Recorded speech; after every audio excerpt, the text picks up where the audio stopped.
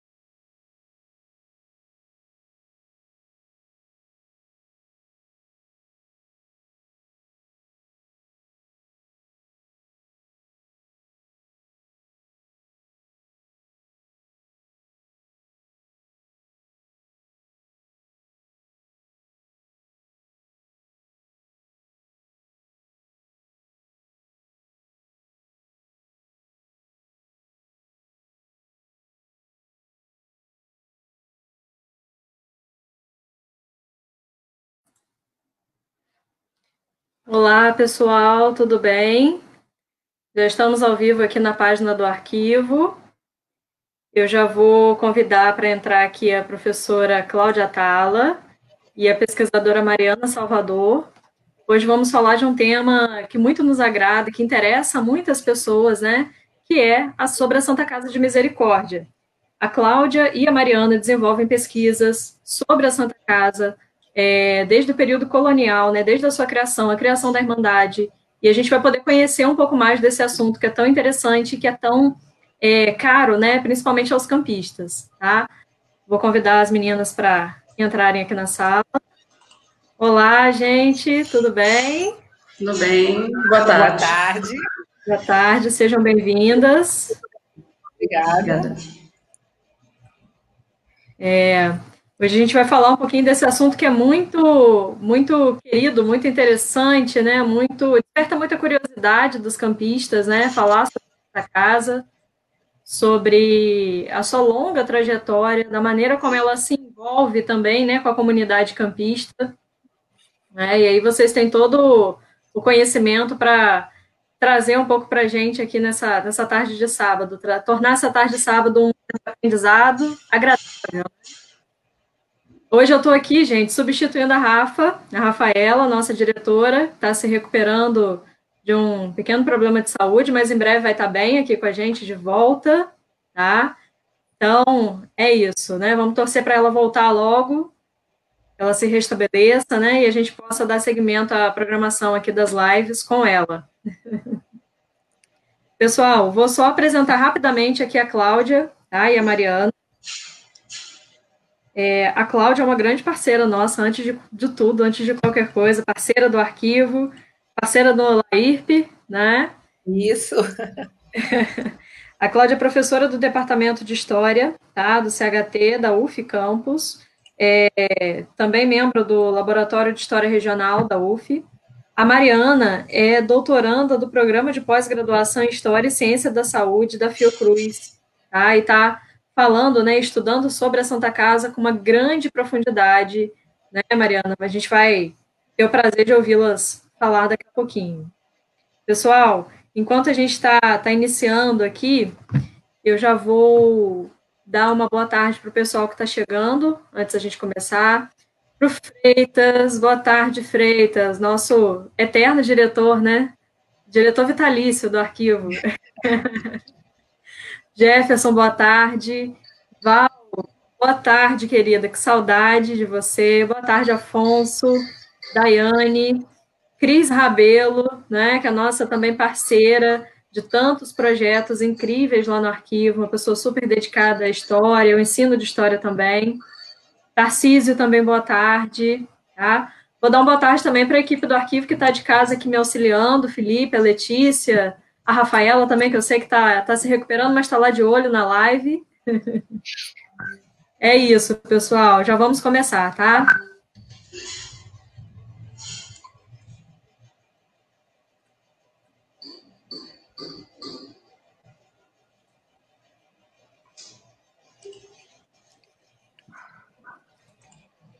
Silvia, boa tarde, tudo bem? Fernanda, também boa tarde. Fernanda, que foi nossa estagiária lá no arquivo, né? Também é lá da UF, né? Do curso de História. Me orientando. Foi se orientando? Isso aí, verdade. Verdade. Cuidou tão bem da nossa sala de consulta quanto esteve lá no arquivo. Gerlane, boa tarde. Olha que legal, a Gerlane trabalha com o Hospital da Santa Casa em Nossa, Boa. Que bom, legal. Gerlane. Que legal saber. A gente vai ter aqui uma troca de experiências também, tá? Pessoal, a gente vai começar com uma explanação sobre as pesquisas, né? A Cláudia vai falar um pouco, a Mariana também. Mas vocês podem enviar suas perguntas aqui pelos comentários, tá? Que a gente vai respondendo na medida do possível aqui no decorrer da live, tá bom? Então, quem vai começar? Cláudia? Sim. Então, vamos lá, Cláudia, fica à vontade. Bem, primeiro, boa tarde a todos, né? A essa equipe maravilhosa do arquivo. Um abraço para a Rafaela, os meninos que estão aí te assessorando. Obrigada, Larissa, né, pelo suporte nesses últimos dias, para a gente efetivar, né, esse papo, né, essa live. Agradecendo muito o convite, né? Enfim, é um assunto muito interessante, né, que interessa em vários aspectos, né? O tema Santa Casa, Irmandade, Mãe dos Homens, interessa em vários aspectos. Eu vou ser muito rápida, né? Só fazer um panorama de como a gente chegou, eu, a Mariana e outros alunos que eu tenho que também pesquisam o tema. Essa pesquisa teve origem com minha participação num projeto da Fiocruz, né, da Casa Oswaldo Cruz, coordenado pelo professor esqueci, enfim, né, Mariana, o nome do professor, do coordenador do projeto? Luiz Otávio. Desculpa. O professor Luiz Otávio e a Gisele Sanglar, né, que me convidaram para participar no projeto intitulado A Interiorização da Assistência. E, enfim, né, era tudo muito novo para mim e eu comecei a pesquisa. A Mariana foi minha bolsista da Fiocruz, bolsista do projeto, e começamos a pesquisar a origem da Santa Casa de Misericórdia. Isso deu origem a um projeto financiado pela FAPERJ, um projeto que eu consegui outra bolsa de iniciação científica, né, para estudar os primeiros anos da instituição, da Irmandade e da Santa Casa de Misericórdia no final do século XVIII. E isso se desdobrou em vários projetos, né? A Mariana foi pioneira comigo, desenvolvendo um projeto bem legal já na iniciação científica sobre o asilo da Lapa, que vai falar com muito mais autoridade. O projeto que está finalizando agora, né, que é o projeto financiado pela FAPERJ, é uma bolsa de iniciação científica que pesquisa os primeiros 10 anos da Santa Casa, né, desde a fundação da Irmandade, em 1786, até 1810. E agora, mais recentemente, eu tenho uma orientanda, a Flávia, ela deve estar assistindo a gente, com certeza, que está pesquisando a questão do tombamento e do destombamento no século XX do conjunto arquitetônico da Santa Casa, né? Uma pesquisa que está começando ainda. A Flávia já reuniu diversos documentos, né? Esse período fechamento dos arquivos nos dificultou um pouco, mas a gente continua né? Continua orientando, ela continua dando sequência à pesquisa. Então, assim, eu vou falar um pouco rapidamente, né, da pesquisa que envolve a fundação da Santa Casa. As irmandades, elas têm uma importância muito grande, né, na sociedade ibérica, para a sociedade ibérica, tanto o iberismo europeu quanto a sociedade luso-brasileira. Teve origem, na verdade, na Itália, né, com as confrarias, lá na época da peste negra, a questão da importância da caridade dentro do contexto da fé católica, que vai marcar toda essa conjuntura tardo-medieval e do período moderno da Europa do Sul, resumidamente, né, grosso modo. Mais especificamente para Portugal, essa questão das irmandades, elas têm a ver com a necessidade de se vivenciar a fé católica, né, mas também tem muita relação com a questão social, com questões de hierarquias, né, de privilégios sociais que tanto demarcou a sociedade de antigo regime português, né? É uma sociedade oficialmente desigual, é uma sociedade estruturada a partir daquela estrutura tardo-feudal, né, dos 3 estamentos, mas que possibilitava mobilidades. Eu não vou entrar nessa questão agora, que é uma discussão muito ampla, mas as irmandades, elas vão servir, de um lado, para leigos, né? Essa é uma peculiaridade das irmandades ibéricas. Elas são leigas, elas não estão ligadas à igreja católica. Elas vão se formar, principalmente no ambiente colonial, justamente pela necessidade desses povos das conquistas, principalmente dos sertões. O boom da formação dessas irmandades é o século XVIII, são as Minas Gerais, né? Digo, são as Minas Gerais por conta das minas mesmo, do território de mineração. E aí essas pessoas vão buscar associação, tanto para exercitar a sua fé católica, quanto para estabelecer redes de sociabilidade e redes clientelares. E isso se estende muito até... essa característica a gente observa até mesmo durante o século XIX, que a Mariana vai falar sobre isso. Então, a Irmandade Mãe dos Homens, ela é reunida em 1786, dentro de um aspecto de sociabilidade também, né? Segundo a pesquisa que eu desenvolvi, eu esqueci de falar, né? O meu bolsista de é o Iago Rangel, ele deve estar assistindo também, realiza um trabalho muito legal, porque o foco da gente é o segundo ouvidor, é o segundo provedor, que foi ouvidor do Espírito Santo, e se envolveu em redes de sociabilidades na Vila de São Salvador, para justamente se tornar provedor da Santa Casa. Então, isso legitima essa discussão, tão bem discutida lá, por exemplo, por Charles Boxer, né? Que os dois pilares da sociedade do Império Português, os dois pilares são as Santa Casas e as câmaras. Então, esses homens buscam prerrogativas sociais, buscam suas relações de poder através dessas instituições, preferencialmente, mas não só. Então, de acordo com a pesquisa que a gente está desenvolvendo, está no final já, a Santa Casa, a Irmandade se reuniu em 1786 para, de um lado, né, buscar condições de oferecer assistência a uma sociedade comunista de final do século XVIII, uma sociedade que havia se desenvolvido muito durante toda a segunda metade do século XIX, por conta da cultura do açúcar, por conta do intenso trânsito entre os caminhos, né, entre o Rio de Janeiro, entre Campos, entre os caminhos que eram caminhos proibidos, caminhos clandestinos, mas eram muito utilizados pelos comerciantes, enfim, né, por toda a população da época. E por conta do crescimento urbano, do crescimento populacional, do crescimento econômico por conta da cultura do açúcar, a sociedade campista, ela cresce, né? E aí, com o crescimento urbano, vem a pobreza, vem a mendicância, vem a questão da marginalidade. Tudo isso chama a atenção, não só na região campista, mas nesse contexto do século XVIII, né, da segunda metade, que é um contexto complexo, um contexto onde vão surgir ideias racionalistas, higienistas, ideias ligadas à filantropia, não mais só à caridade, né, a filantropia enquanto um dever social, enquanto uma busca por uma estabilidade social.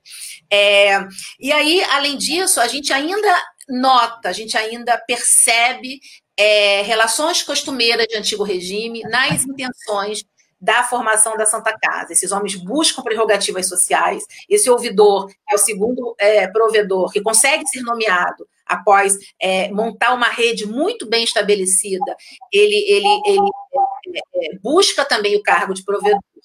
Então, a Irmandade é reunida em 1786, a Santa Casa ela é fundada em 1792. Alguns documentos falam 1791, 1790, mas por que isso? Porque se tornou oficial depois da confirmação de Dona Maria, da rainha, né? Então, existiu assim, até existe um trabalho que eu publiquei na Manguinhos, que é a revista científica da Fiocruz, que mostra justamente como os conflitos cotidianos ali em torno da reunião da Irmandade Mãe dos Homens, de prerrogativas sociais, de festejos em campos, né, que esses membros da Irmandade buscavam para si, queriam prerrogativas dentro do ambiente das outras irmandades, que eram irmandades de pretos e pardos. Então, existem documentos onde eles dizem que formam uma irmandade de homens brancos e que, por isso, querem as prerrogativas que o reino oferece para as irmandades brancas. Então, há muito conflito em torno disso. Isso antes da confirmação de Dona Maria. Então, em 1792, a Dona Maria confirma, o Conselho Ultramarino informa e é afixado na Câmara da Vila de São Salvador a confirmação de Dona Maria, então é a data oficial. E durante esses primeiros anos há muito conflito, né? Mas adentrando ao século XIX, a gente vai notar que essas relações de sociabilidade são muito importantes ainda para se estudar. Assim, só para finalizar, eu gostaria de reforçar a importância que os documentos têm para a nossa pesquisa, né? Os documentos de época são muito importantes. E aí, mais uma vez, eu vou ressaltar a importância colaborativa do arquivo de Campos, né? A gente sempre foi, eu e meus orientandos, eu e Mariana e os outros meninos que me acompanham, a gente sempre foi muito bem atendido, né? Eu espero que o arquivo volte com força total ao trabalho, né? Porque a gente depende disso, e falar também de algumas dificuldades que nós tivemos, assim, no ambiente de busca de documentos da Santa Casa mesmo, né? E assim, é importante que a gente tenha acesso aos documentos. Nós, pesquisadores, historiadores, professores e professoras, precisamos ter acesso aos documentos para que isso é bom para as instituições, né? Porque a gente está fazendo trabalho sobre as instituições, está pesquisando, está publicando, e isso é história, né? Isso é história, suas relações com a memória, né? Lembrando a questão do patrimônio também. É mais ou menos isso.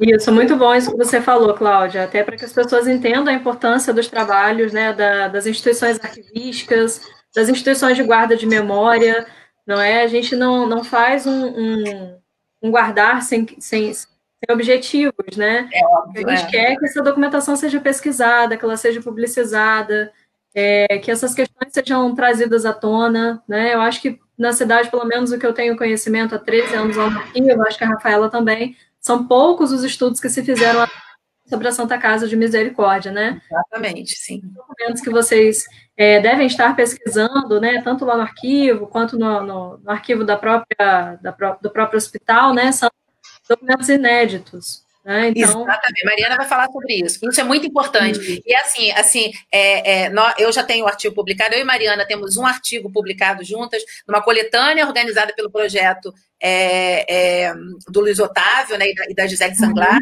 Então, assim, publicizar, democratizar, né, o conhecimento e a documentação. Isso é bom para todas as partes, né? Isso é fundamental que deixe registrado. Exato. Mariana, seja bem-vinda, tá? Fique à vontade. Obrigada, boa tarde. Bom, a Cláudia falou um pouquinho, né, do século XIX, desculpa, do XVIII, eu vou falar agora do XIX. A fundação da Santa Casa foi, né, como a Cláudia disse, em 92, né, com autorização, com aval régio de Dona Maria I, mas a primeira eleição para os cargos de provedor, escrivão, isso só aconteceu no ano seguinte. Então, as atividades iniciam mesmo, né, oficializada da Misericórdia em 1793. Bom, uma coisa interessante, né, que inicialmente a gente primeiro tem contato com bibliografias sobre o tema, né, muitos, não só pesquisadores brasileiros, mas principalmente portugueses. O caso de Campos é bem interessante porque a Misericórdia foi uma das últimas fundadas ainda no século XVIII, né, e é a segunda mais importante na província do Rio de Janeiro, né, só perdendo para Misericórdia do Rio de Janeiro, que estava na corte. Então, durante o século XIX, o que eu pude perceber, e aí tendo como base, né, as fontes, foram os relatórios, né, emitidos pelos provedores. Inicialmente, a primeira visita ao arquivo, eu encontrei um livro do Lamego sobre a história da Santa Casa. Então, o Lamego ele faz ele compila as primeiras administrações dos 36 primeiros provedores. Então, vai desde o final do 18 até meados do século 20, né? Um período extenso, né? Um trabalho muito interessante. E ali eu tive contato, mais ou menos, como era administrada, quem administrou, as medidas mais importantes de cada período, né, de cada provedoria. Bom, no século XIX, eu percebi que duas atividades acabaram se sobressaindo, né, na atenção desses homens, né, dos irmãos, que foi o hospital, né, sendo o maior e o mais importante da região, né? Porque não só atendia aos campistas, como também as populações de municípios vizinhos, né? Então, era uma grande referência, de fato, nos cuidados, né, com os doentes. Ainda no começo, antes mesmo da confraria conseguir essa autorização para se tornar a Santa Casa de Misericórdia, ela já abria as portas, né, da igreja para as missas e mantinha um pequeno hospital, né? O Lamego descreve, né, esse pequeno hospital com uma casinha térrea de pau a pique, né, e com limitados números de leitos. Havia só trabalho de um médico, né, incluindo também o cemitério, né? Havia um cemitério também da Santa Casa. A ampliação acontece ainda na primeira metade do século XIX, né, por volta de 1831, que há a resolução, né, pelas mãos do Gregório Miranda, né, que posteriormente se torna barão da Abadia, mas essa construção se deu de maneira gradual, né, devido às dificuldades financeiras, né, para conseguir terminar os trabalhos, né, o edifício. Então, isso foi muito gradual, né. A construção do novo hospital passa, então, a ter 2 enfermarias, né, uma masculina, outra feminina, o trabalho de 2 médicos, aumenta o número, né, enfermeiros para cada uma das enfermarias, os seus ajudantes, e também tinha uma botica, né, a qual distribuía gratuitamente remédios para os pobres. Então, a gente tem essa configuração já no início da segunda metade do 19. Bom, como eu disse, as 2 atividades que tomaram mais atenção dos provedores foram o hospital, né, e a questão dos expostos. Eu vou deixar um pouquinho mais de tempo para a questão dos expostos, né, porque eu estudei um pouquinho mais. Bom, inicialmente, os cuidados com essas crianças que eram abandonadas na cidade de Campos e os seus arredores eram responsabilidade das câmaras, né? Isso tem a ver com a jurisdição portuguesa, desde o período colonial, né? No entanto, a partir do momento que se havia fundação de uma misericórdia em determinada localidade, a Câmara, digamos, automaticamente acabava delegando essa responsabilidade às misericórdias, que dentre as suas obrigações que estavam no compromisso, né, das 14 obras espirituais e 14 obras corporais, estavam cuidado com os expostos. Então, essa responsabilidade acabou de ser delegada, e em Campos não foi diferente, né? Em troca, né, a Câmara destinava subsídios para o sustento dessas crianças. Em relação à roda dos expostos, eu não sei se a Larissa pode colocar uma foto sobre a roda, se está aí no gatilho. Vou compartilhar aqui.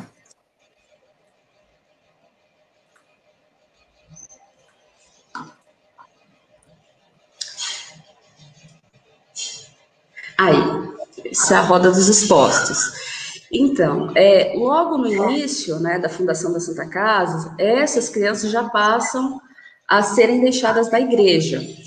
Essa roda, segundo o Lamego, só será instalada na Igreja da Misericórdia em 1819, né? Então, as pessoas chegavam, a criança, para expor, colocavam ela dentro desse cilindro e, em seguida, giravam e uma pessoa dentro o responsável da misericórdia, dentro da misericórdia, acolhia essa criança. Bom, eu tenho uma lacuna documental sobre esses primeiros anos da roda, como era a relação com as amas de leite, então eu não consegui muitas informações, né? Então, assim, a gente tem um pouquinho da fundação no finalzinho do 18, o Lamego dizendo que essa roda foi instalada em 1819, e depois eu só terei documentações, que são os relatórios dos provedores da misericórdia, a partir de 1834. Né? Então, a gente tem essa pequena, grande lacuna. Então, esse período eu não consigo destrinchar um pouco mais sobre ele. Bom, A Santa Casa, até a primeira metade do 19, não havia um recolhimento interno para essas crianças. Como é que acontecia? Então, essas crianças eram deixadas, a Santa Casa as batizavam, e em seguida já, digamos, encaminhavam para o cuidado de terceiros, pessoas que se ofereciam para cuidar. Em troca, recebiam subsídios para isso, né? No entanto, a Santa Casa começa a notificar muitos problemas nessa atividade devido às fraudes, né? Muitas pessoas que, porventura, diziam, né, se responsabilizar por essas crianças, mas acabavam não tendo os devidos cuidados com elas. Assim, tem alguns relatos bem interessantes, eu vou falar um rapidinho agora, porque esse realmente eu achei bem pertinente, de uma mulher que se responsabiliza em cuidar de uma menina. No entanto, ela viaja com essa menina para Minas Gerais e lá ela vende a menina como escrava. Nossa, pois essa é uma história bem interessante. E aí, quando os irmãos tomaram conhecimento da história, a menina já estava, inclusive, na terceira venda. Um benemérito da Santa Casa acaba por conseguir, né, ele viaja até Minas Gerais, consegue encontrar a menina e traz ela de volta para Campos e se responsabiliza pela criação dela. Então, assim, esses relatos começam a provocar discussões muito precisas dentro da Santa Casa para se ter um recolhimento interno. Né, porque muitos acabavam sendo devolvidos, né, eles não conseguiam se inserir na dinâmica familiar das pessoas que estavam cuidando deles, né, uns sim, outros não. Então, muitas crianças passam a retornar ao poder da instituição nesse período. O caso mais grave era das meninas, né. Eu não encontrei muitas informações em relação a esses expostos meninos, né, não encontro, mas de acordo com outras bibliografias, a gente sabe que seria um tanto mais fácil inserir os meninos na sociedade, seja por via do trabalho, seja pelo serviço militar. Os trabalhos, né, de outros pesquisadores demonstram isso. Eu não tenho muitas informações para Campos, mas acredito que a dinâmica não deva se diferenciar tanto. E, então, o número maior, né, dessas crianças são meninas. Né? E aí a dificuldade de inseri-las na sociedade, né?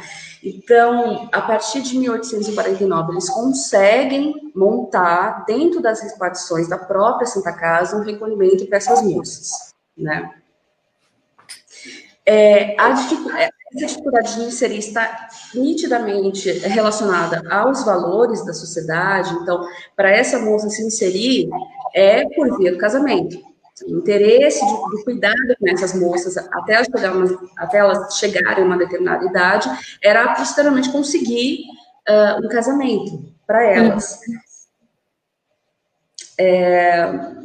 A gente percebe que nesse período, já nos anos 40, existe uma rede bem estabelecida internamente da Santa Casa em relação aos dotes para essas meninas, pagos pela própria instituição. Os valores poderiam variar de 150 a 200 mil réis, ou tinha meninas que até tinham dotes maiores por conta de doações de particulares, né? Esses casos são bem notificados. Bom, de 1849 a 1864, esse recolhimento interno funciona, né? Elas vão residir dentro da própria Santa Casa, né? No entanto, as condições já não permitiam a entrada de outras, né? O espaço começou a ficar pequeno, o número aumentou dessas recolhidas.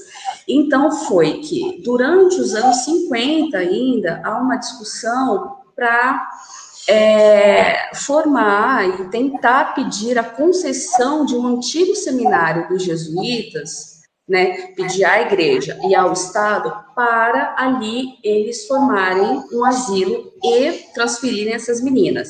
Essa sugestão foi dada pelo então comendador José Gomes da Fonseca Paraíba, o comendador Paraíba, que posteriormente, nos anos 60, será provedor da Santa Casa.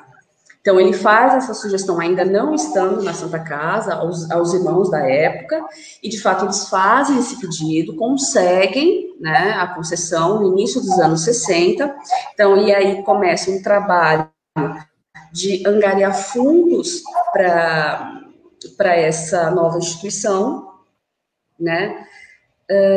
Assim, em 64, eles conseguem realizar as reformas que necessitavam e transferem essas meninas. E aí a pesquisa chega num ponto, uma questão de uma importância muito grande de fonte, não só os relatórios, mas com uma visita ao arquivo da Santa Casa, e a Cláudia estava comigo na época, nós conseguimos o livro de registro de entrada dessas moças, né? É uma fonte muito rica, muito interessante, né?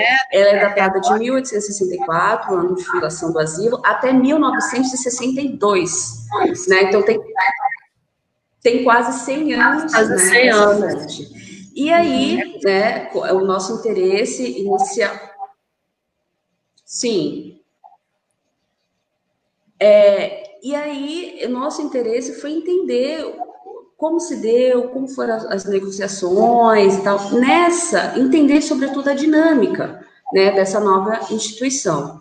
E ali no livro de registros eu encontro o perfil dessas internas, né, o nome, a idade com que elas entram, se era órfã, quem são os pais, né, a origem, de onde elas vinham, as habilidades que elas tinham, né, porque tem uma questão de habilidades domésticas, se sabia, desde as mais simples, né, lavar, cozinhar, engomar, até as mais, digamos, sofisticadas por período, como saber ler, saber escrever, bordar, fazer crochê. Então, eles montam todo um perfil, né, para essas moças, elas têm perfil.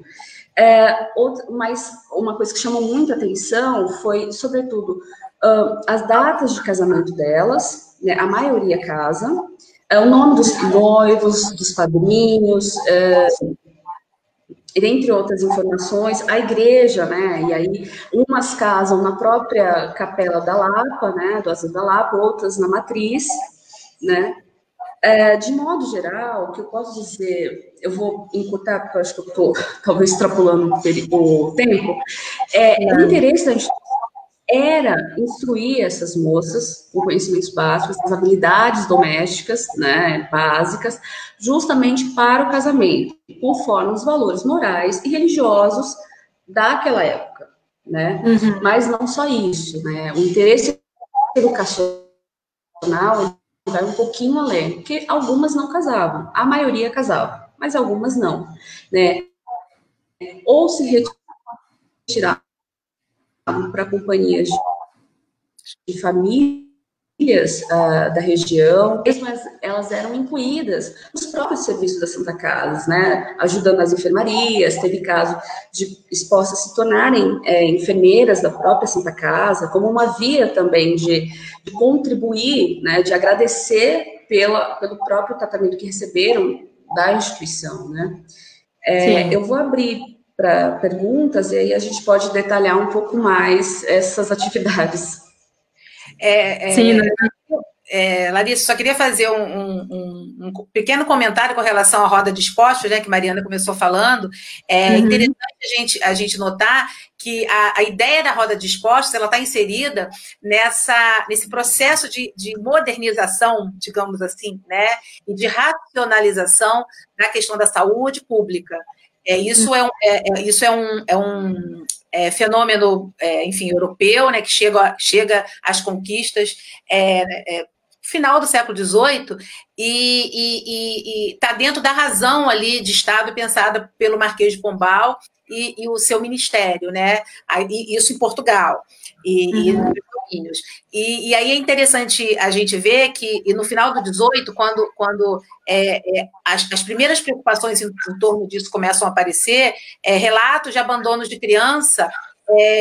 Tem diversas pesquisas sobre isso, abandono de criança em portas na madrugada, e crianças que são devoradas por animais durante a madrugada, e por outro lado também, tentativas de se proteger, né, famílias de bem, meninas brancas e de elite que engravidavam e não podiam criar seus filhos porque não tinham casado. Então, a roda de expostos está dentro de um contexto maior, né, de racionalismo. Enfim, hoje a gente pode questionar isso, né? Enfim, mas o contexto de criação da roda de expostos é justamente racionalizar a questão da saúde pública e diminuir essa questão do abandono das crianças, enfim, da consequente morte, né? Tem alguns trabalhos que mostram no interior de São Paulo, até, se eu não me engano, em Campos fala sobre abandono de cadáveres de crianças no final do 18, que são uma das justificativas do médico do hospital, que Mariana disse para a gente, que foi criado lá junto com a igreja, quando ele constrói uma tentativa de justificar a criação da Irmandade para enviar para o reino, ele relata, né, a quantidade de corpos de pessoas que não tinham como fazer os seus enterramentos abandonados na Praça São Salvador. E esses corpos eram devorados e ficavam ali expostos e não tinham o que se fazer com as pessoas que não tinham como enterrar os seus parentes, porque não tinham posses para isso. A mesma coisa com as crianças, né? E também a questão da moral. Como as meninas de bem, né, de família branca e de elite, agora poderiam abandonar os seus rebentos, já que não tinham casado, tinham engravidado, sem problemas, né? Porque iam lá, estavam na roda de expostos e nunca mais vinham e poderiam continuar aptas ao casamento. Então, quer dizer, a questão da moral católica, ibérica, está muito presente também nesse contexto da criação da roda de expostos. Só para fazer um adendo. Sim, sim, excelente, Cláudia, excelente. Nós temos algumas perguntas aqui. Primeiro, eu vou dar aqui uma boa tarde para a Neuza Regina, que também é nossa parceira, está sempre aqui nas lives do arquivo, acompanhando. A Tayara, o Wilson Reinefeld também é um grande parceiro. A Daiane, o Adriano Caldas também. Eu vou passar para vocês agora a pergunta da Regina. Vou colocar aqui na tela para ficar visível para vocês. Com que recurso era mantida a Santa Casa de Misericórdia no final do século XVIII e século XIX? Ela quer saber um pouco sobre essa questão de manutenção do hospital e, creio eu, que da Irmandade, né? Com recursos dos irmãos, né? A questão das irmandades na sociedade ibérica tem muito da questão da laicidade, né? São grupos que não têm nenhum tipo de envolvimento com a igreja, não necessariamente, né? E que resolvem financiar essas instituições que são mantidas a partir das irmandades que são formadas. Isso é muito, muito comum, principalmente na região mineradora, como eu já disse. Tem um livro muito bom do Caio Bosch, que quem tiver interesse, Os Leigos e o Poder. O Caio Bosch mostra ali todo o processo de criação dessas irmandades em Minas, né? Mas o processo foi muito parecido no Rio de Janeiro, em Campos, e, enfim, em toda a América Portuguesa. Como esses homens se reuniam, estavam dispostos a financiar, né, a ajuda mútua, muito importante, né, a questão da filantropia, da caridade, e aí a gente, né, enfim, sabe que a influência católica ainda está muito presente, independente, a despeito do que está acontecendo, principalmente na Europa do Norte, com a questão da filantropia, da importância da moral burguesa, né? Que não é uma moral católica, é uma moral católica, mas é uma moral laicizada, uma moral racionalizada. Então, esses homens, eles vão se reunir e vão financiar. Claro que no século XIX a conjuntura se complexiza, eu acho que Mariana vai falar sobre isso, a questão das loterias e tal. Mas ali do século XVIII para o XIX é o financiamento, e até antes, né? As primeiras irmandades de Minas são da década de 30, da década de 20, da década de 30, eles se autofinanciam. E as festas, os hospitais, claro que são hospitais como o Lamego registra, né? Hospitais pequenos, né? De pau a pique, como foi o de Campos, para o final do 18, eles vão financiar festas, rituais, né? Católicos, assistência de modo geral, a mendicância, né? Precisa registrar que em Minas o ouro, né, a questão da mineração promove muito, antes de Campos, promove muito a questão da mendicância, enfim, né, da pobreza em suas diversas perspectivas. E esses homens promovem essas associações para ajuda e se autofinanciam. É o contexto do século XIX, acho que a Mariana vai falar agora, é um pouco mais profundo, mais complexo. Boa parte, né, dos fundos, né, da misericórdia adivinham das doações particulares, né, os testamentos, os legados deixados, né, para a instituição. Mas nós percebemos um movimento do 18 para o 19 que essas doações, esses legados diminuem. Né? Então, as Santas Casas começam a passar por dificuldades, né? E, bom, para o nosso caso, para o caso brasileiro, isso acontece em Portugal também, mas para o nosso caso, caso brasileiro, o que acontece? Com a formação do Estado Imperial, a partir por volta dos anos de 1848, eu acho que é essa a data da lei provincial, essas, não só as misericórdias, mas todas as casas de saúde deveriam escrever relatórios, né, contando sobre a dinâmica de da sua instituição, para que o Estado, né, contribuísse com alguns subsídios, né? Então, não é à toa que é perceptível nas fontes, né, eu tenho os relatórios dos anos 40 até os anos de 1860, os relatórios aumentam o número de páginas, os discursos, as argumentações, né? E aí a gente vê claramente as questões políticas de um deputado da região que está tentando angariar fundos para alguma obra dentro da Misericórdia de Campos, né? Isso é muito visível. Por quê? Porque é isso, tem que argumentar, né? Mostrar, olha, a gente está fazendo um trabalho, então cabe ao Estado também contribuir com a nossa atividade, né? Em relação aos expostos, como eu já disse, os expostos é um caso à parte. Como já era obrigação das câmaras locais, então a Câmara envia subsídio para essa atividade, que nem sempre acabava cobrindo todas as despesas. Então, a gente vê inúmeras discussões dos provedores cobrando que aumentassem esses recursos para criar essas crianças, né? No relatório, né? No relatório. Os relatórios são, Larissa, uma fonte, assim, muito importante, né, de pesquisa e para a compreensão dessa estrutura no século XIX. Sim, imagino, porque aí o cotidiano da Irmandade, do hospital, está colocado ali naquele relatório, né? Então, eu imagino a riqueza que deva ser esse documento. Eu queria fazer uma observação. A gente tem uma ligação, né, do nosso solar do colégio, onde funciona o arquivo, com a Santa Casa. O arrematante do solar é o Joaquim Vicente dos Reis, que vai ser quarto provedor da Santa Casa de Misericórdia. Sim, lá no Salão Nobre da Santa Casa tem um quadro dele, a gente fez uma reprodução, e tem uma história muito emblemática que virou um artigo da Mariana Guglielmo. Ela chegou a fazer pesquisa aqui com a gente no arquivo, ela fez eu não sei se foi o doutorado ou mestrado sobre o Joaquim Vicente, mas ela escreve depois um artigo falando sobre o escravo cirurgião.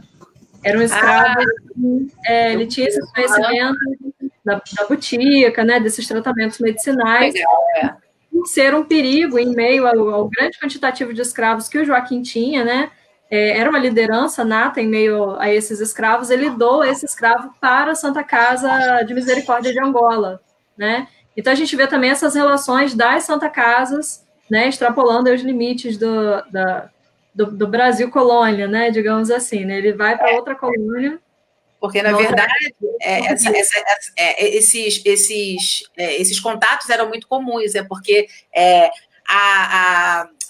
dada a centralização, né, que a gente aprende lá atrás, enfim, né, da colônia, da metrópole, ela não existia, né? Era muito fluido, então eles se comunicavam, e como eu disse, né, era uma forma de prerrogativa social. Então, eles faziam questão de manter esse contato, porque era um contato entre as elites, né? E esse trabalho é muito legal, muito legal. É muito bacana. A gente tem mais algumas perguntas, mas eu vou juntar a pergunta que a Rafaela fez com a de uma outra pessoa que está logo aqui embaixo, que fala uma pergunta direto para a Mariana. A Rafaela pergunta o seguinte: gostaria que a Cláudia pudesse falar um pouco sobre a composição da mesa diretora e da provedoria. Como se dava esse processo, né? É revelador da formação dessas redes de poder.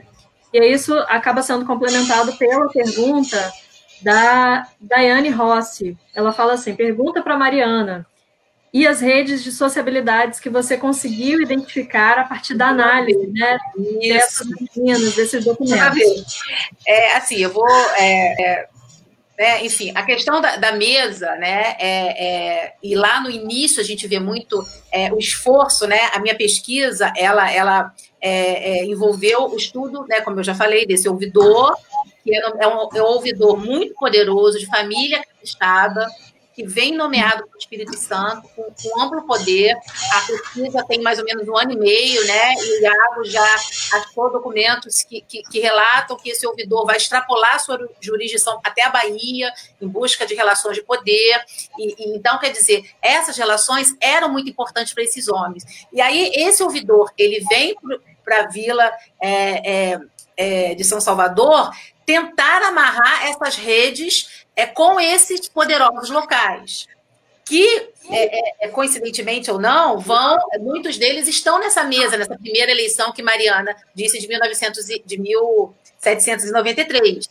Então, quer dizer, é uma troca de favores. A questão das redes de poder, né, as redes clientelares, é um conceito do professor Antônio Manuel Espanha, é muito importante para a gente entender essa sociedade de antigo regime, principalmente as sociedades ibéricas, né? Quando eu falo sociedade, a gente está falando dos impérios, não só de Portugal, da Espanha, não só da América Espanhola, da América Portuguesa. A gente está falando desse emaranhado, né, jurisdicional de poder que vai caracterizar essas sociedades de antigo regime. E aí o que acontece? Esses homens, para se manterem no poder, e veja bem, quando a gente fala poder, a gente não está falando poder de dinheiro, a gente não está falando de homens ricos, né? Eram também, se tornam também, mas o importante para esses homens era, claro, a ligação com a terra e principalmente esses cargos, né? E esses cargos não eram garantidos, não havia funcionário público tal como nós entendemos agora. Então, eles precisavam lutar cotidianamente, essa é a palavra, grosso modo, para se manterem ali nesses cargos. E aí, esse ouvidor, que já era poderoso, que já é acusado de uma série de conflitos, né? Vamos dizer assim, ele sofre um atentado. Há uma tentativa de morte contra o ouvidor logo depois que ele larga a provedoria e se mete em um monte de conflitos. E aí ele vem para a Vila de São Salvador e oferece em casamento suas sobrinhas, né? Sobrinhas de 15, 16 anos, meninas que são oferecidas em casamento a esses camarários que depois vão compor a primeira mesa, né? Muitos deles, da Santa Casa, a mesa inaugural da primeira provedoria. Então, essas relações são muito importantes. Quer dizer, esses camarários garantiram a nomeação do ouvidor, e, em troca, esses camarários também foram nomeados para compor a mesa. Então, quer dizer, essa questão das relações de poder é muito importante, né? Foi como eu disse no início, o estudo da Santa Casa, das Santa Casas de Misericórdia, elas abrem um leque de possibilidades de estudos, né? E aí amarra muito na pesquisa da Mariana do mestrado, que é uma grande sacada do trabalho da Mariana com relação a que foi que a Daiane pediu para ela comentar. Eu vou passar agora palavra para ela. Quando a gente iniciou os trabalhos, a gente estava só no século XVIII, então a Cláudia, né, dá uma refrescada assim, historiográfica em mim, sobre essas redes de clientela, né, enfim, que ocorriam no antigo regime, essas trocas, como ela acabou de explicar. Quando eu encontro esse livro, né, do registro, né, dessas meninas da Lapa, vou para o banco de dados, né, selecionar todas as informações, o Excel e tal. E eu me deparo com uma configuração muito interessante, né? Os 7 primeiros casamentos dessas moças, todas expostas, né, nenhuma era órfã, foram ou tiveram há interferência de homens da Santa Casa. Por exemplo, o tesoureiro casa com uma dessas expostas, o médico adjunto, né, casa com uma. As testemunhas também, né, geralmente são membros da diretoria, né? Exatamente. As testemunhas, aí... Está dando problema. Deu algum problema? Com testemunhas de casamento, com padrinhos. Aparentemente, pode não. Isso é uma coisa... Estão me ouvindo? Sim. Sim. Sim. Deu uma sumidinha, mas voltou. Ah, sumiu agora sumiu. É. Ai, meu Deus. Deve... Pronto, foi. Aparentemente, a gente pode achar, mas isso é uma coisa simples, isso pode... Não. Ali havia, sim, trocas, aproximações, nunca aproximações, por exemplo, o próprio Paraíba participa justamente como padrinho desse médico adjunto da Santa Casa que casa com uma dessas expostas, né? Então, posteriormente, isso tem, e aí a gente conseguiu empiricamente visualizar, por exemplo, o caso desse médico, ele era só o médico do Hospital da Santa Casa, ou seja, um empregado da instituição. Posteriormente, em 66, 2 anos depois da fundação desse asilo, ele se torna o mordomo do asilo. Logo, o que se conclui? Ele se torna irmão, ele ascende na hierarquia, ele se torna irmão dessa misericórdia. E isso é muito importante para esses homens. Não à toa que, posteriormente, ele vai à corte, né? Ele sai de Campos, fica um tempo em Campos, depois vai à corte. Por quê? Porque conseguiu uma proposta muito melhor, né? Mas isso tudo em função da experiência e dos contatos políticos que ele conseguiu estabelecer na Santa Casa. Há um outro caso que eu acho que está um pouquinho mais à frente, a Cláudia talvez deva se lembrar, porque ela estava na minha banca de defesa do mestrado, é do doutor Francisco Portela, né? Sim. Ele um homem conhecido na região, ele não era campista, né? Se não falha a memória, ele era do Piauí, mas faz carreira em Campos, participa das diversas comissões sanitárias que a Câmara realizava em tempos de epidemia, então participava de muitas sociedades filantrópicas que o século XIX vão acontecer no século XIX, em Campos também tem, eu cito algumas delas na minha dissertação, e ele... a pedido do próprio Comendador Paraíba, faz o regulamento do asilo. A partir dessa experiência, a gente percebe ele adentrar em outras sociedades filantrópicas, sendo presidente, seja sociedades somente filantrópicas ou até sociedades médicas, né? Porque, lembrando que o Paraíba também era médico, né? Ambos médicos, então esse contato e o que vai acontecer no século XIX, e aí seria errôneo da minha parte usar o conceito de redes clientelares, que é do antigo regime, então eu uso um conceito de sociabilidades, né, do século XIX, porque a gente tem uma junção a figura desses homens, né, eles vão personificar tanto o poder, a influência social que há na região, né, seja porque são grandes proprietários, de famílias já muito bem conceituadas em Campos, seja também porque, e agora é um adendo, se tornando profissionais liberais, né, médicos, advogados, então esse é o diferencial, um novo perfil, né, eu diria, para a figura do Paraíba de provedor da Santa Casa. Né? Sim. A gente tem o Wilson Renefeld está falando aqui, o Portela era venerável, mestre maçom também da Fraternidade Campista. Né? Essas pessoas, elas não estão só em uma instituição. Né? Não. Exatamente. É a questão mesmo das hierarquias sociais, né? Chamar atenção também para a importância do casamento, né? Como que o casamento ele vai demarcar essas relações de poder importantíssimas, né? Isso aí é de antigo regime, isso aí se sustenta muito no século XIX com a pesquisa de Mariana. Mariana fez todo esse traçar desses homens e dos casamentos foi um trabalho empírico muito atencioso que Mariana fez a partir das coincidências que começaram a surgir, né? A gente, nossa, o que é isso? Pô, mas esse cara é teu padrinho. E aí, quando ela percebeu, ela montou uma rede desses homens, um sendo padrinho do outro, um casando, acho que são 7 anos, né, Mariana? Eu não lembro exatamente, essas meninas, são os 7 primeiros anos, né? Não, são as 7 primeiras expostas, os 7 primeiros casamentos que vão ocorrer. São as 7 primeiras meninas expostas do asilo que vão casar com esses homens da Santa Casa, e um é um padrinho do outro. Não é coincidência. Como também não é coincidência, lá o ouvidor trazer suas sobrinhas para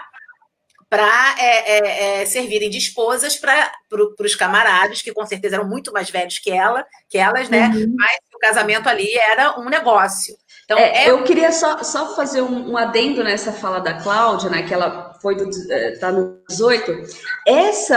Esse arranjo, né, desses casamentos, quando o ouvidor, que eu esqueci o nome dele, a Cláudia pode citar aí. Isso. Esse ouvidor traz, do Espírito Santo, né, enfim, daquela comarca, traz 2 sobrinhas para casar com os homens, né, em Campos. Um deles é o Valentim Codesso, que é alçado em seguida à Câmara. Então, levando a cabo que o Charles Boxer traz aquele provérbio alentejano, né, quem não está na misericórdia, quem não está na Câmara está na misericórdia. Na verdade, eles estavam nos 2 lugares em Campos, né? Isso foi interessantíssimo. E considerando que quando a gente fala de famílias, nós estamos falando de linhagens que perpassam épocas, né? O Valentim Codesso teve uma filha que posteriormente se casa em segundas núpcias com o Comendador Paraíba. Né? Então a gente tem esse meio também do Paraíba, que agora eu terei mais tempo para pensar nesse personagem no doutorado, né, que agora eu vou ter um pouquinho mais de tempo, é muito interessante. O percurso que o Paraíba faz... Né, Mariana? Oi? Precisa dos arquivos, mais uma vez, né? Sim, eu preciso, né?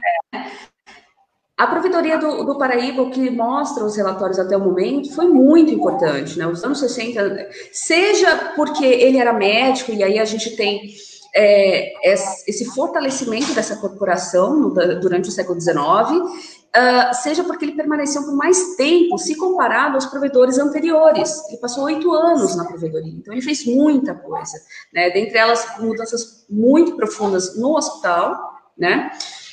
E a própria fundação do asilo, que foi sugestão dele, e ele conseguiu fazer isso durante a própria provedoria. A provedoria dele. Tem uma pergunta aqui da Neuza sobre o asilo. Ela fala muito interessante essa parte da nossa história, e até quando durou esse asilo da Lapa, e se só tinha meninas, e o que era feito dos meninos, né? Para onde esses meninos eram direcionados? Olha, eu não sei até quando durou bom, segundo a fonte, até 1962. Mas eu não sei os pormenores, né? O século XX eu já vou ficar devendo. Agora, em relação só meninas, tá? Só meninas, porque como eu disse, né, anteriormente, os meninos, eu não tenho informações, né? Não há muitas informações nos relatórios. Mas o que nós, né, outros colegas que pesquisam o tema, associam que era mais fácil esses meninos se inserirem, né, o silêncio, digamos que o silêncio das fontes também dizem alguma coisa, né? Se eles não estavam lá é porque eles conseguiram se inserir de alguma maneira na sociedade, seja por via do trabalho, seja por via do serviço militar. Outro ponto também, o Paraíba, por mais que não tivesse muitas informações desses meninos, eu teve uma muito rápida. Ele já tinha fundado o asilo para as meninas, ele tinha o interesse também de fazer um para os meninos, mas não havia recursos. Da mesma maneira que na época, ainda no início da segunda metade do 19, não havia recursos, por exemplo, uma casa de alienados, né? Então faltavam recursos para a Santa Casa para, né, expandirem outros projetos. Sim.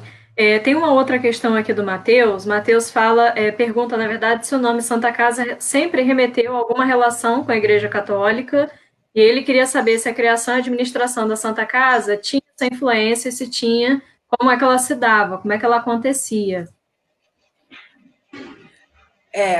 Assim, pode responder? Não tem. Como a gente já disse aqui, a Santa Casa, ela geralmente surge, né, no mundo ibérico, né, no universo cultural ibérico, de irmandades leigas. São, a gente já, né, são homens, eu falo homens e mulheres também participam, mas muito menos, que não tem nada a ver, não são religiosos, né? A intenção justamente é de assistência, né, de prestar assistência, principalmente no século XVIII, como já falei, né, em Minas esse processo é mais visível, né, o boom, né, das irmandades, principalmente depois que se proíbe a entrada de religiosos ligados a Roma no espaço mineiro, por questões fiscais, né? Aí a gente lembra lá, assim, só rapidamente, a expressão Santo do Pau Oco, né? Que os religiosos ligados a Roma não eram revistados, e aí eles carregavam diamante, ouro lá dentro dos santinhos ocos, né? E aí a expressão ficou, fulano é santo do pau oco, justamente por isso. Então, depois que houve a proibição, a sociedade mineira, ela buscou se associar. É isso que o Caio Bosch fala, né? Houve uma necessidade de associação para financiar certos ritos religiosos e para assistenciar, né? A questão da pobreza, da mendicância, então não tem nenhum tipo de relação essas irmandades. Por que eu estou falando das irmandades? Porque geralmente são as irmandades que dão origem às Santa Casas, né? Tem um fundo religioso, mas não oficialmente religioso, né? Não há ligação institucional com a Igreja Católica e nem com a coroa portuguesa. Tá? São irmandades leigas e são irmandades que se associam, e as Santa Casas são financiadas por essas irmandades. Ok. A gente tem uma outra pergunta aqui muito interessante, do Tarcísio Bastos. Vou colocar aqui na tela. Tarcísio. Abraço, Tarcísio. Nas fontes consultadas, vocês identificaram quais as principais doenças e epidemias assistidas pelo Hospital da Santa Casa de Misericórdia de Campos durante os séculos XVIII e XIX? E se poderiam falar um pouco sobre isso? Eu não sei se nas fontes analisadas vocês vão ter, né? Se tiveram... Eu acho que Mariana pode falar mais, né, sobre o século XIX, que ela está pesquisando justamente o hospital. Foi como eu disse, a pesquisa que eu me aprofundei com relação ao final do 18 e do 19. A gente ainda não tem relatos muito precisos no início da Santa Casa, né?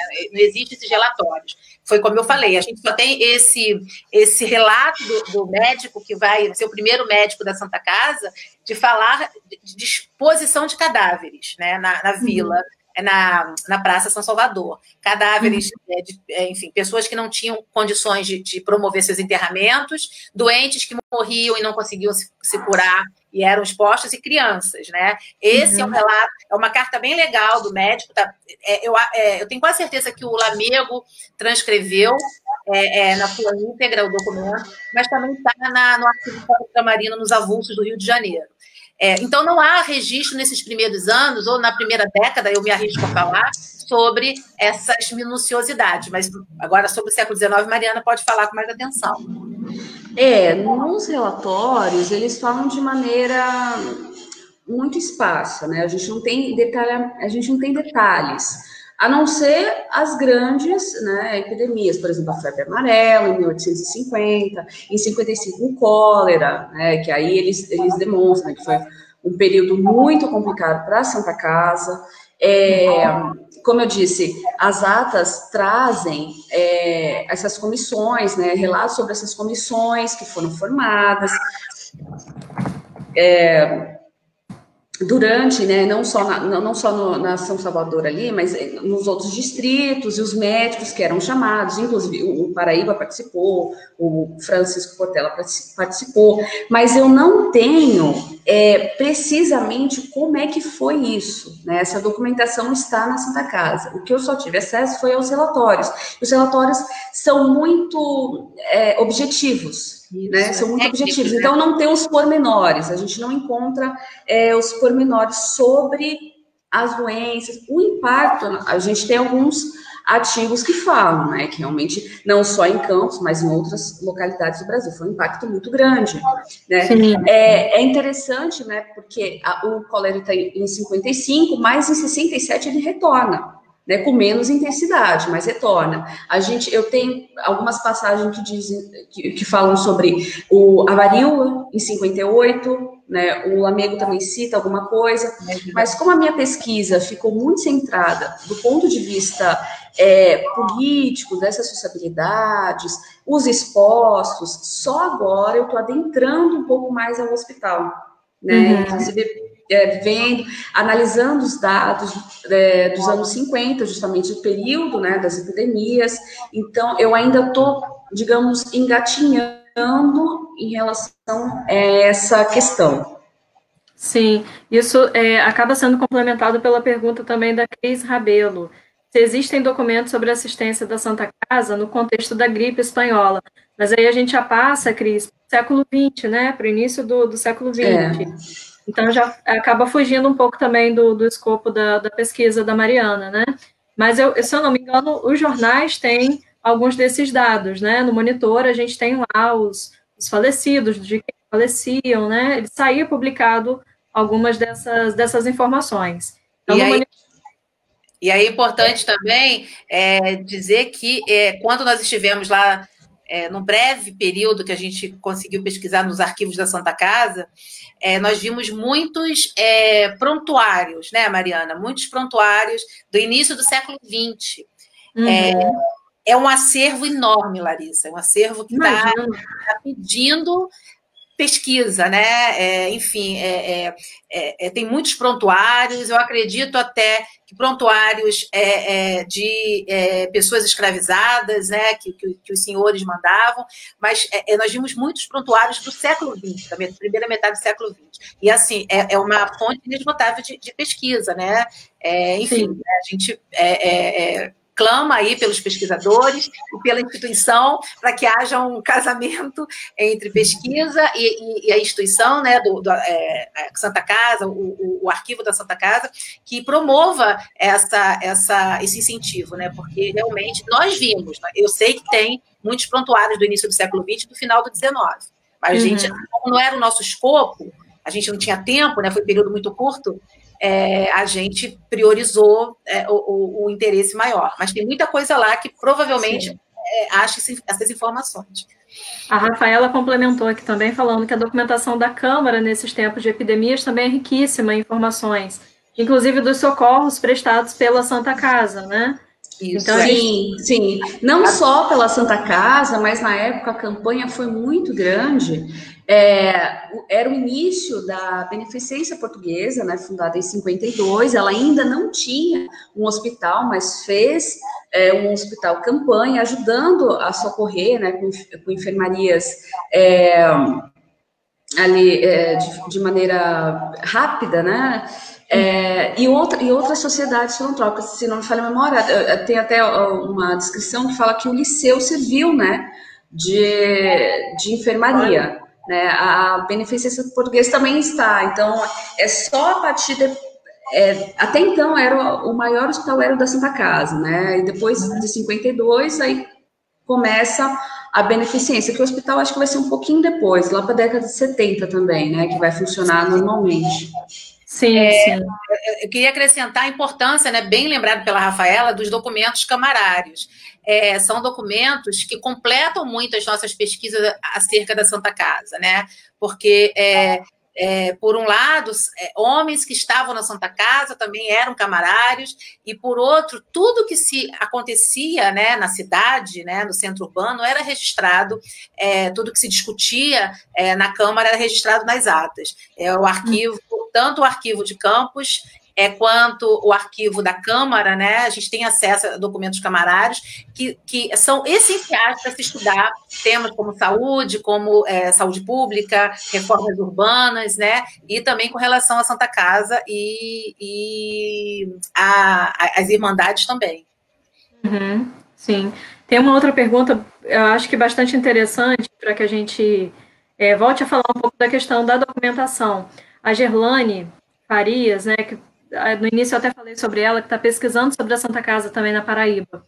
Ela pergunta o seguinte: em relação à preservação, como se encontram os documentos do arquivo da Santa Casa de Campos? Porque aqui na Paraíba temos a documentação apenas do século XIX e início do XX, e mesmo assim não está completa. Lá, assim, volto a repetir, o pouco tempo que nós estivemos lá, a gente conseguiu ver alguma coisa do início do XIX, mas, assim, muito deteriorado, né? Tem muita coisa do século XIX, muita coisa do século XIX e, assim, mais ainda do século XX. Início do século XIX, entendeu? Mas, assim, tem 2 anos, né, Mariana? Isso? Acho que tem 2, 3 anos. Uns 3 anos, uns 3 anos. Já estava bastante, assim, corrompido alguns documentos, né? Mas, assim, século XVIII não tem. Pelo menos nós não conseguimos achar. Quer dizer, eu não vou dizer que não tem, vou dizer que a gente não conseguiu achar porque a gente não teve tempo necessário para... Precisa de uma catalogação, né? De um trabalho, vocês conhecem muito mais do que a gente, né? Aliás, eu não conheço nada de realização de documento, mas a gente vê, né? A gente que está acostumado a lidar com o documento durante muito tempo, a gente vê quando o documento está preservado, ou pelo menos há esforços, né? E eu acho que isso é muito necessário, porque eu volto a repetir, o acervo do Arquivo da Santa Casa de Misericórdia é maravilhoso. Ele precisa ser pesquisado, preservado, né? Porque a gente precisa divulgar, né? Enfim, mas a gente só tem mesmo do século XIX, do XX tem muita coisa. São prontuários e mais prontuários, entendeu? Sim, sim. Tem uma outra pergunta aqui interessante do Evilmar Carneiro Rangel. O Evilmar também, que é um grande amigo do arquivo. O Evilmar pergunta o seguinte: haviam escravos trabalhando nas enfermarias, né, e trabalhos de apoio na Santa Casa de Misericórdia? Havia. É uma discussão interessante, até que eu encontrei no hospital, né, porque o trabalho estava aumentando muito, né, não foi à toa que eles expandiram o edifício logo porque muitos doentes. Uma das reclamações do Comendador Paraíba era justamente a dificuldade que se tinha para conseguir negros de ganho, ou seja, escravos que fossem alugados, né, para realizar esses trabalhos. A Santa Casa possuía por volta de 5 a 6 escravos, alguns já estavam velhos, no período de epidemia eles perderam de 2 a 3 escravos, né, então é uma perda muito séria, né, para aqueles serviços, né, que eram tão importantes serem realizados, mas tem uma menção interessante, porque eu achei a existência, né, que eles moravam na Santa Casa, foram doados para a Santa Casa, os negros, os africanos livres, ou seja, né, a partir da extinção do tráfico, quando se detinha esses negros, o Estado deveria tutelá-los. E aí tem uma negociação da Santa Casa com a Câmara, que estava com 4 africanos livres, né? E eles dizem, olha, eles estão aí, né? Vocês poderiam deixá-los conosco para fazer os serviços, né? E aí foram doados, né? E até uma negociação com o ministro da Justiça na época e tal, uma discussão bem interessante, mas havia escravos e muitos eram até de ganho, né? Então a Santa Casa pagava pelo serviço. Pelo serviço, sim. Eu queria registrar aqui a presença da Graziela Escocar, diretora do museu. Também teve uma pesquisa bastante significativa, importante, sobre a Santa Casa de Misericórdia, e ela faz aqui 2 perguntas, eu vou tentar juntar por conta do nosso tempo de live, tá? A gente já está com 1h18 de live.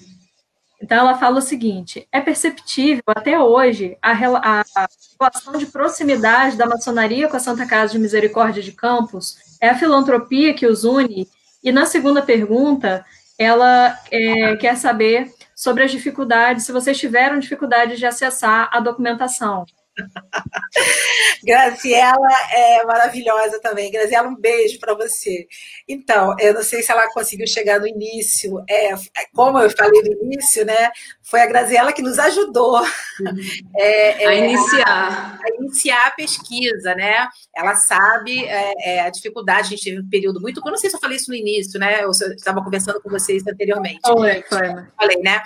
A gente teve acesso a um período muito curto, e se não fosse a Graziela, a insistência dela em nos botar em contato com a secretária, a gente não teria entrado, né? Então, tivemos, sim, dificuldade. E aí, assim, eu como professora, né, de uma universidade pública, com uma ex-orientanda que já está fazendo doutorado, com outros orientandos que estão pesquisando a Santa Casa e esse tema, eu faço um apelo aos arquivos maravilhosos que estruturam o nosso trabalho, né?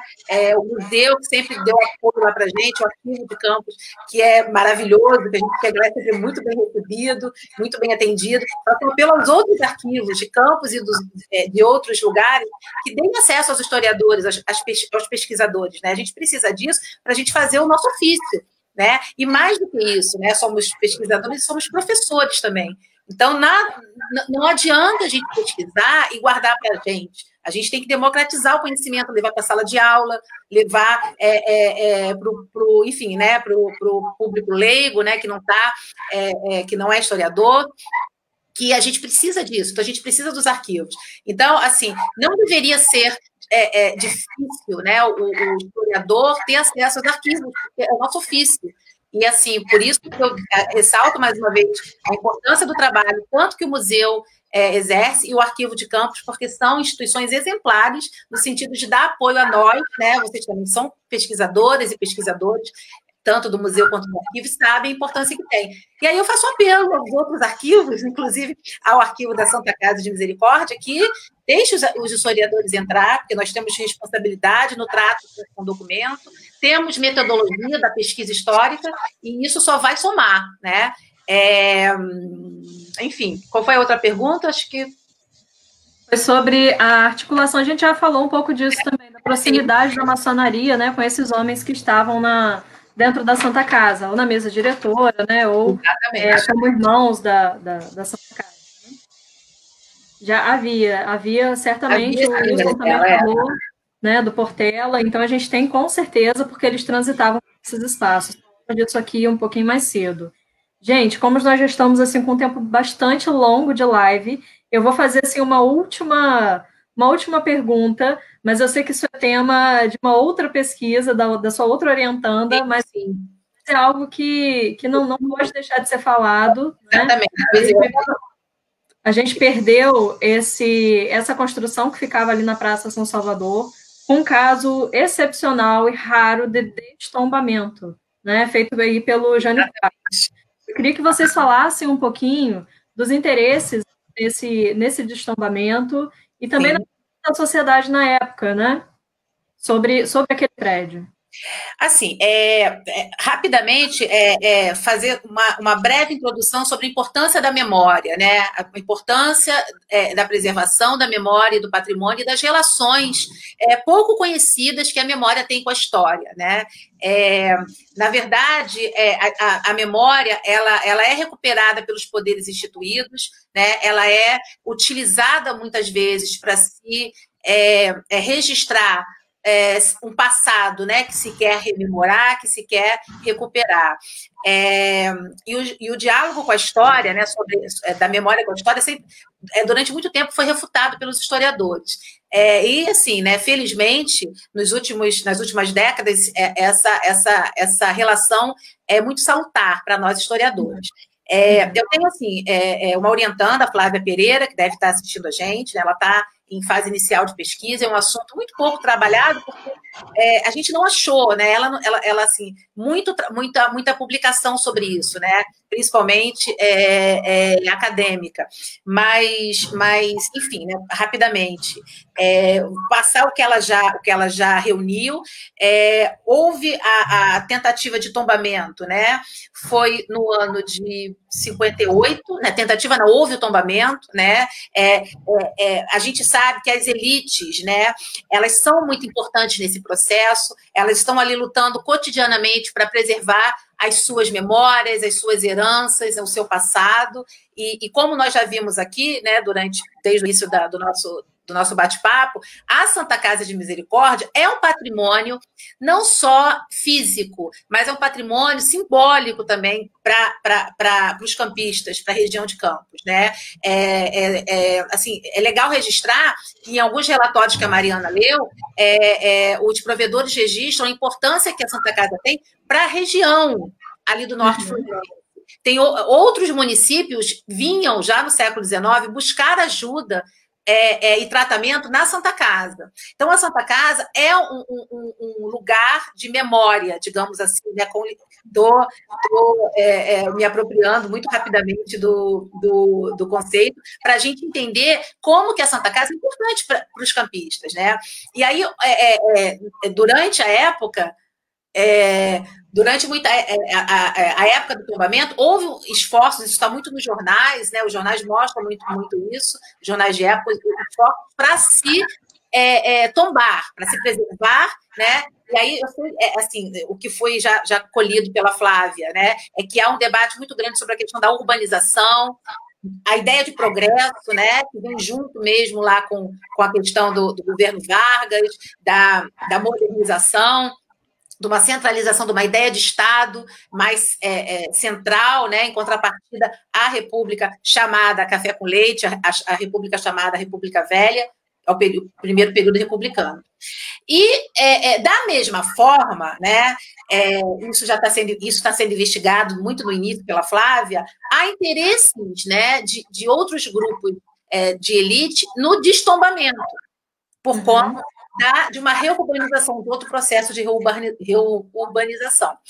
É importante lembrar, Larissa, que todo esse processo de tombamento, de destombamento, de discussão da importância do patrimônio, né? Por que na década de 30 era importante preservar e o patrimônio é importante para se demarcar esse passado de glória da Santa Casa e dessas elites que estão envolvidas na direção, na mesa, né?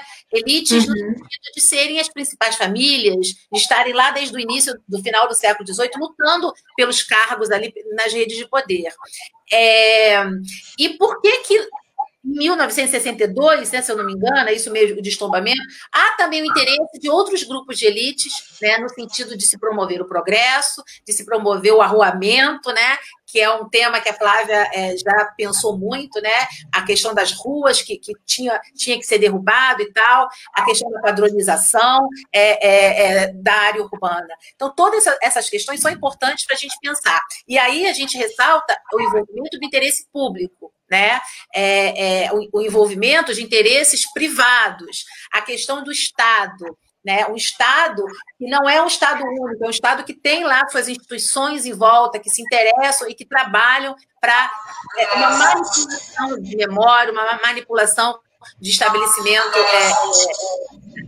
da ideia de patrimônio, entendeu? É uma pesquisa que está andando muito bem, né? Embora a gente esteja com os arquivos fechados, e a Flávia está dando conta legal, e assim, em breve tem mais resultados, com certeza. É isso aí.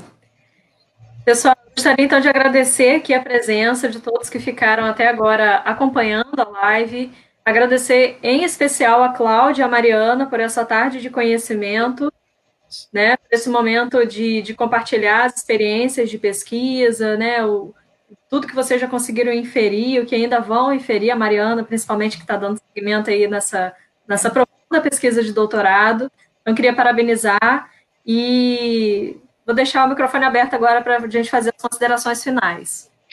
Assim, eu só tenho a agradecer, né? Mais uma vez eu falo da importância do apoio que o arquivo Valdir Pinto de Carvalho dá, pesquisa, né? Pesquisa campista, não só a pesquisa sobre campos, mas enfim, né? Todo o Brasil procura o arquivo, as relações sociais e clientelares que vão se estabelecendo.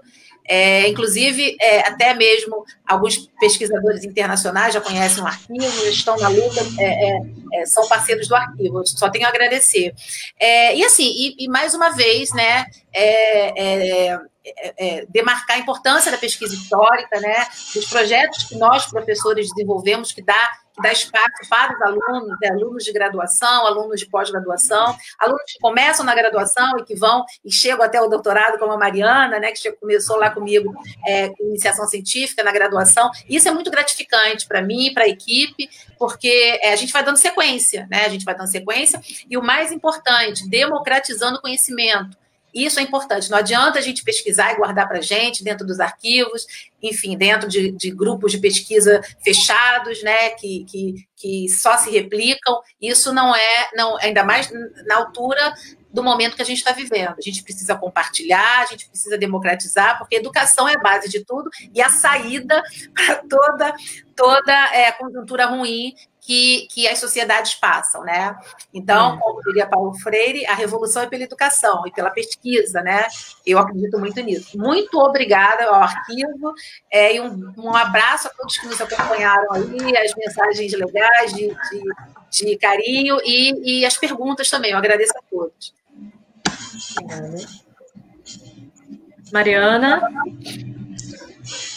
Obrigada, gostaria de agradecer também pelo espaço de, né, enfim, apresentar minha pesquisa sobre campus. Eu que sou estrangeira, não sou campista, né, mas que realizo com muito prazer, gosto muito da pesquisa sobre a Santa Casa de Campos. Agradecer a Larissa, a toda a equipe do arquivo, pelo suporte, enfim, por toda a atenção. É sempre um prazer estar com a Cláudia, ainda que virtualmente, né? Enfim, uma vez orientadora, sempre orientadora. Agradecer aos colegas, enfim, que eu sei que participaram aqui. As perguntas foram muito importantes, então eu só tenho a agradecer. Muito obrigada. Beijo, Rafaela. Obrigada, Rafaela. Obrigada pela mensagem aí. Pessoal, infelizmente a gente não conseguiu responder a todas as perguntas, mas isso é um ótimo indício de que o tema é rico, né? Quem sabe a gente depois não faz uma outra live, uma complementação, ou a gente busca uma maneira de responder essas perguntas, tá? Então, mais uma vez, obrigada, Cláudia, Mariana. Só um lembrete, essa live fica salva na página do arquivo, tá? Então, quem quiser assistir depois, se não teve tempo de assistir toda agora, pode assistir depois. E ela passa também durante a semana na TV Câmara, no canal aberto 19.3, tá? Fica passando durante a semana para quem quiser também assistir pela TV. É isso, pessoal. Até a próxima. Tchau, tchau. Tchau.